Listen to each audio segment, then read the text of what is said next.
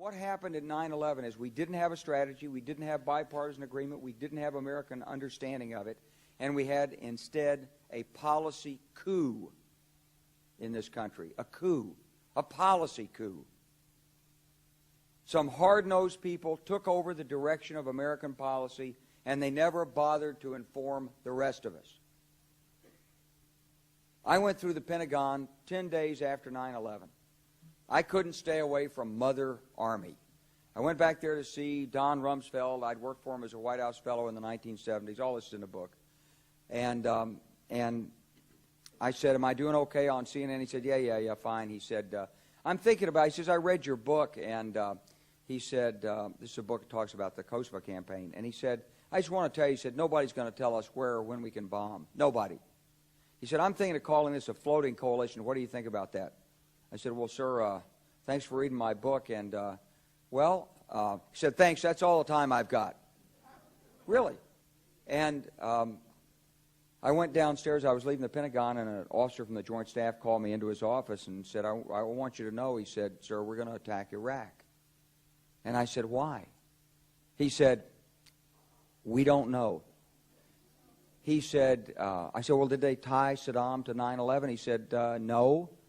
He said, but I guess they don't know what to do about terrorism, and so they think, but they can attack states, and they want to look strong, and so I guess they think if they take down a state, it will intimidate the terrorists. And, you know, it's like that old saying, he said, if the only tool you have is a hammer, then every problem has to be a nail.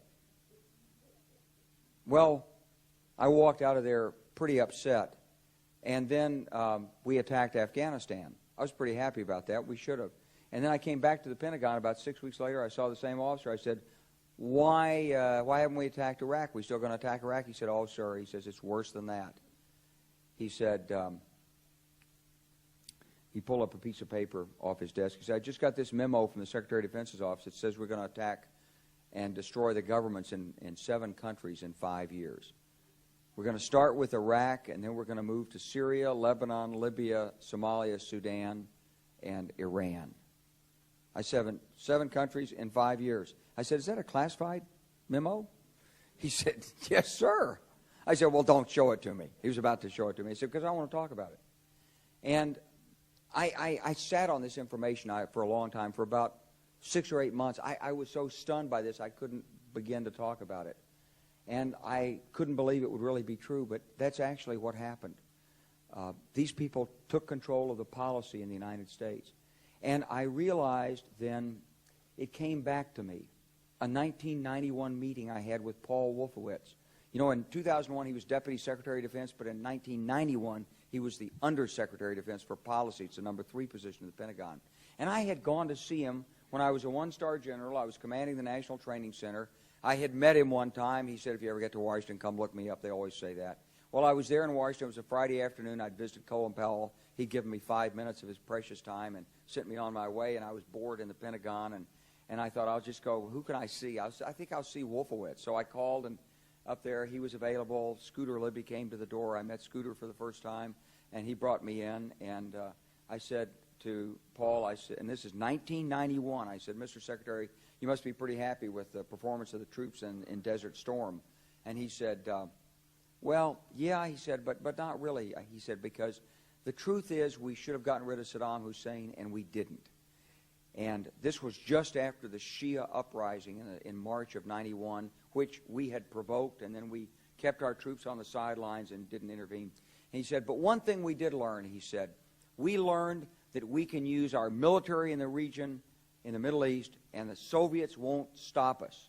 He said, and we've got about 5 or 10 years to clean up those old Soviet client regimes, Syria, Iran, Iraq, before the next great superpower comes on to challenge us.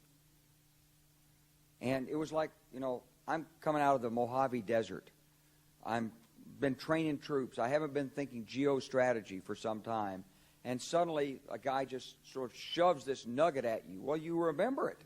It was a pretty stunning thing. You mean the purpose of the military is to start wars and change governments? It's not to sort of deter conflict? We're going to invade countries, and my mind was spinning. And I put that aside. It was like a nugget that you hold on to. This country was taken over by a group of people with a policy coup. Wolfowitz and Cheney and Rumsfeld, and you could name a half dozen other collaborators from the Project for a New American Century. They wanted us to destabilize the Middle East, turn it upside down, make it under our control. It went back to those comments in 1991. Now, did anybody ever tell you that? Was there a national dialogue on this? Did senators and congressmen stand up and denounce this plan? Was there a full-fledged American debate on it? Absolutely not. And there still isn't. And that's why we're failing in Iraq. Because Iran and Syria know about the plan. All you have to do is read the Weekly Standard and listen to Bill Kristol, and he blabbermouths it all over the world. Richard Pearl the same way. They could hardly wait to finish Iraq so they could move into Syria. It was like a laydown. Oh, our legions are going to go in there.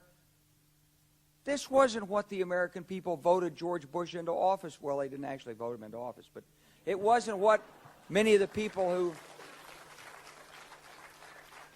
It wasn't what he campaigned on. He campaigned on a humble foreign policy, the most arrogant foreign policy in American history. He campaigned on no peacekeeping, no nation building, and here he is with Afghanistan and Iraq. It's astonishing.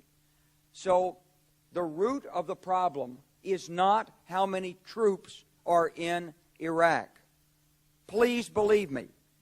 Don't be mad, if you're a Democrat, at your Democratic congressman because they can't reduce the troops and frustrate the president. That's not the issue. And if you're a Republican, don't be mad at the Democrats because they're fussing with the troops. Whether you're a Democrat or a Republican, if you're an American, you ought to be concerned about the strategy of the United States in this region. What is our aim? What is our purpose? Why are we there? Why are Americans dying in this region? That is the issue.